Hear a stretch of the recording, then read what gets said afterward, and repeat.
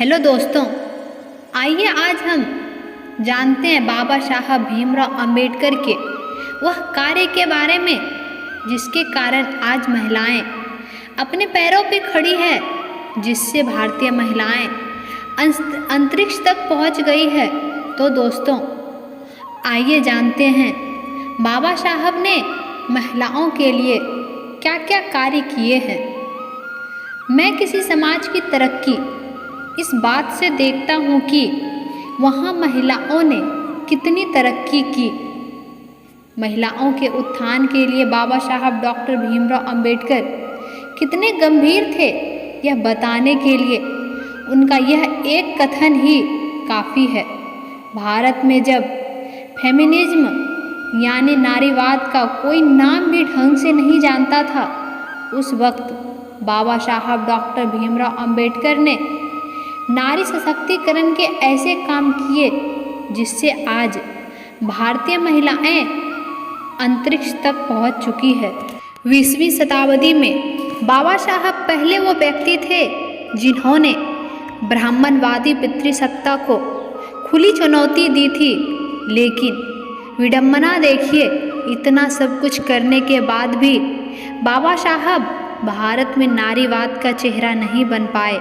लोगों ने उन्हें सिर्फ दलितों के नेता और संविधान निर्माता तक सीमित कर दिया, जबकि महिलाओं की भलाई के लिए उनके जितने काम किए शायद ही किसी भारतीय नेता ने किए होंगे। उनकी मॉडर्न थिंकिंग और दूरदर्शिता का अंदाज़ा आप इस बात से लगा सकते हैं कि जब भारतीय समाज महिलाओं को चार दीवारों में कैद रखे हुए थे, तब उन्होंने कामकाजी महिलाओं के लिए मैटरनिटी लीव दिलाई। आइए आपको बताते हैं कि महिलाओं की भलाई के लिए बाबा साहब ने क्या कुछ किया। नारीवाद, महिलाओं को पढ़ने का अधिकार दिया। बाबा साहब ने शिक्षा के दम पर अपने असंख्यक बच्चों का भविष्य संवारा था। इसलिए बाबा साहब शिक्षा के महत्व को बखूबी जानते थे। पुरुषों की शिक्षा के साथ साथ वह महिलाओं की शिक्षा को भी बहुत ज़रूरी मानते थे। JNU में असिस्टेंट प्रोफेसर डॉक्टर परवेश कुमार के मुताबिक 1913 में न्यूयॉर्क में एक भाषण देते हुए उन्होंने कहा था, माँ बाप बच्चों को जन्म देते हैं, कर्म नहीं देते। माँ बच्चों के जीवन को उचित मोड़ दे सकती है। यह बात अपने मन पर अंकित कर यदि हम लोग अपने लड़कों के साथ साथ अपनी लड़कियों को भी शिक्षित करें तो हमारे समाज की उन्नति और तेज होगी। बाबा साहब का यह कथन पूरी तरह सच साबित हुआ। आज भारत की लड़कियां शिक्षित होकर हवाई जहाज़ तक उड़ा रही है। बाबा साहब ने अमेरिका में पढ़ाई के दौरान अपने पिता के एक करीबी दोस्त को पत्र में लिखा था। उन्होंने लिखा था, बहुत जल्द भारत प्रगति की दिशा स्वयं तय करेगी, लेकिन इस चुनौती को पूरा करने से पहले हमें भारतीय स्त्रियों की शिक्षा की दिशा में सकारात्मक कदम उठाने होंगे। 18 जुलाई 1927 को करीब 3000 महिलाओं की एक संगोष्ठी में बाबा साहब ने कहा था, आप अपने बच्चों को स्कूल भेजिए।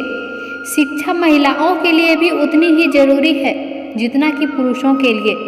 यदि आपको लिखना पढ़ना आता है तो समाज में आपका उद्धार संभव है। एक पिता का सबसे पहला काम अपने घर में स्त्रियों को शिक्षा से वंचित ना रखने के संबंध में होना चाहिए।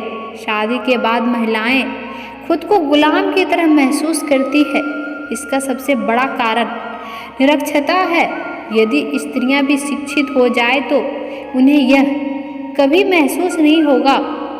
भारत की पहली महिला शिक्षिका सावित्रीबाई फूले और फातिमा शेख की परंपरा को बाबा साहब ने आगे बढ़ाया और महिलाओं को पढ़ने लिखने की आज़ादी के लिए खूब प्रयास किए। मनुस्मृति में स्त्रियों को जड़, मूर्ख और कपटी स्वभाव का माना गया है और शूद्रों की तरह उन्हें अध्ययन से वंचित रखा गया। लेकिन बाबा साहब ने महिला शिक्षा के लिए बहुत काम किए। मैटरनिटी लीव, गर्भवती कामकाजी महिलाओं को छुट्टी। आज कामकाजी महिलाएं 26 हफ्तों की मैटरनिटी लीव ले सकती है, जिसकी शुरुआत बाबा साहब डॉक्टर अंबेडकर ने ही की थी। 10 नवंबर 1938 को बाबा साहब अंबेडकर ने बॉम्बे लेजिस्लेटिव असेंबली में महिलाओं की समस्या से जुड़े मुद्दों को जोरदार तरीके से उठाया। इस दौरान उन्होंने प्रसव के दौरान महिलाओं के स्वास्थ्य से जुड़ी चिंताओं पर अपने विचार रखे। क्या आप जानते हैं कि 1942 में सबसे पहले maternity benefit bill doctor Ambedkar द्वारा लाया गया था। इसके बाद 1498 के एम्प्लॉयज़ स्टेट इंश्योरेंस एक्ट के जरिए भी महिलाओं को मातृत्व अवकाश की व्यवस्था की गई। बाबा साहब ने यह काम उस वक्त कर दिया था जब उस जमाने के सबसे ताकतवर मुल्क भी इस मामले में बहुत पीछे थे। अमेरिका जैसे देश में साल 1987 में कोर्ट के दखल के बाद महिलाओं को मैटरनिटी लीव का रास्ता साफ हुआ था। अमेरिका ने साल 1993 में family and medical leave act बनाकर आधिकारिक रूप से कामकाजी महिलाओं को पेड मैटरनिटी लीव का इंतजाम किया। लेकिन बाबा साहब बहुत आगे ही सोचते थे और उन्हें हकीकत बना देते थे। लैंगिक समानता, महिला पुरुष में कोई भेदभाव नहीं। बाबा साहब ने भारतीय नारी को पुरुषों के मुकाबले बराबरी के अधिकार दिए। भारतीय समाज में लैंगिक असमानता को खत्म करने के लिए उन्होंने बाकायदा संविधान में लिंग के आधार पर भेदभाव करने की मनाही का इंतजाम किया। आर्टिकल 14 से 16 में महिलाओं को समाज में समान अधिकार देने का भी प्रावधान किया गया है। बाबा साहब ने संविधान में लिखा है कि किसी भी महिलाओं को सिर्फ महिला होने की वजह से किसी अवसर से वंचित नहीं रखा जाएगा और ना ही उसके साथ लिंग के आधार पर कोई भेदभाव किया जा सकता है। भारतीय संविधान के निर्माण के वक्त भी बाबा साहब ने महिलाओं के कल्याण से जुड़े कई प्रस्ताव रखे थे। इसके अलावा महिलाओं की खरीद फरोख्त और शोषण के विरुद्ध भी बाबा साहब ने कानूनी प्रावधान किए। साथ ही बाबा साहब ने संविधान में महिलाओं और बच्चों के लिए राज्यों को विशेष कदम उठाने की इजाज़त भी दी। मताधिकार, वोट करने का अधिकार, वोटिंग राइट्स को लेकर 20वीं शताब्दी के आधे हिस्से तक दुनिया भर में कई आंदोलन हुए। नारीवाद की पहली और दूसरी लहर में महिलाओं के लिए वोटिंग राइट्स की ज़बरदस्त मांग उठी, लेकिन उस समय भारत में इसके लिए बहुत ज़्यादा आंदोलन नहीं हुए थे। जब बाबा साहब को संविधान लिखने का मौका मिला तो उन्होंने महिलाओं को भी समान मताधिकार दिया। आज 18 साल की उम्र होने पर महिलाएं वोट डालने का हक रखती है, क्योंकि बाबा साहब ने महिलाओं को समान मताधिकार दिलाया था। अरस्तु से लेकर मनु तक ने महिलाओं को दोयम दर्जे के नागरिक माना। मनुस्मृति काल में नारियों के अपमान और उसके साथ अन्याय की पराकाष्ठा थी। मनुस्मृति के अध्याय 9 के दूसरे और तीसरे श्लोक में लिखा है, रात और दिन कभी भी स्त्री को स्वतंत्र नहीं होने देना चाहिए।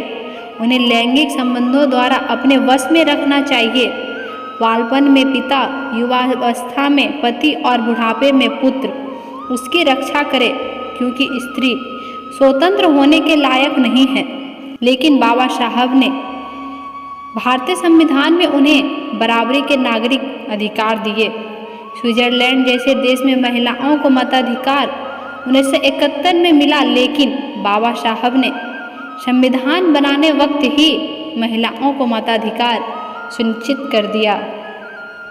तलाक, संपत्ति और बच्चे गोद लेने का अधिकार। बाबा साहब ने संविधान के जरिए महिलाओं को वह अधिकार दिए जो मनुस्मृति ने नकारे थे। उन्होंने राजनीति और संविधान के जरिए भारतीय समाज में स्त्री पुरुष के बीच असमानता की गहरी खाई पाटने का सार्थक प्रयास किया। जाति, लिंग और धर्मनिरपेक्ष संविधान में उन्होंने सामाजिक न्याय की कल्पना की। हिंदू कोड बिल के जरिए उन्होंने संवैधानिक स्तर से महिला हितों की रक्षा का प्रयास किया। इस बिल के 4 प्रमुख अंग थे। नंबर 1, हिंदुओं में बहु विवाह की प्रथा को समाप्त करके केवल एक विवाह का प्रावधान जो विधि सम्मत हो। नंबर 2, महिलाओं को संपत्ति में अधिकार देना और बच्चे गोद लेने का अधिकार। नंबर 3, पुरुषों के समान नारियों को भी तलाक का अधिकार देना। हिंदू समाज में पहले पुरुष ही तलाक दे सकते थे। नंबर 4, आधुनिक और प्रगतिशील विचारधारा के अनुरूप समाज को एकीकृत करके उसे मजबूत करना। डॉक्टर अंबेडकर का मानना था, सही मायने में प्रजातंत्र तब आएगा जब महिलाओं को पिता की संपत्ति में बराबरी का हिस्सा मिलेगा, उन्हें पुरुषों के समान अधिकार मिलेंगे। महिलाओं की उन्नति तभी होगी जब उन्हें परिवार समाज में बराबरी का दर्जा मिलेगा। शिक्षा और आर्थिक तरक्की उनकी इस काम में मदद करेगी। लेकिन हिंदू कोड बिल पास ना हो सका। आखिरकार 7 सितंबर 1951 को बाबा साहब ने मंत्री पद से इस्तीफा दे दिया। मकसद पूरा ना होने पर सत्ता छोड़ देना निस्वार्थ समाज सेवी की पहचान है। यह बाबा साहब जैसे लोग ही कर सकते हैं।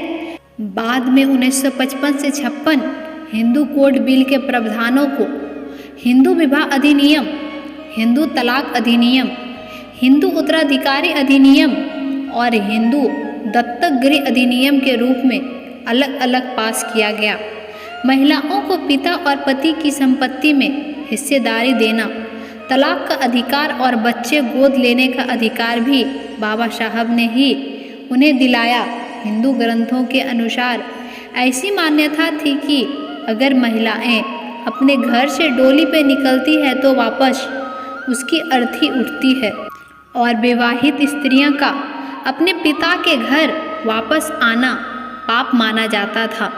लेकिन बाबा साहब ने महिलाओं के लिए क्रांति की शुरुआत कर दी थी। महिला विरोधी कुरीतियों को समाप्त करना। बाबा साहब ने असहाय महिलाओं को उठकर लड़ने की प्रेरणा देने के लिए बाल विवाह और देवदासी प्रथा जैसी घटिया प्रथाओं के खिलाफ आवाज़ उठाई। 1928 में मुंबई में एक महिला कल्याणकारी संस्था की स्थापना की गई, जिसके अध्यक्ष बाबा साहब की पत्नी रामाबाई थी।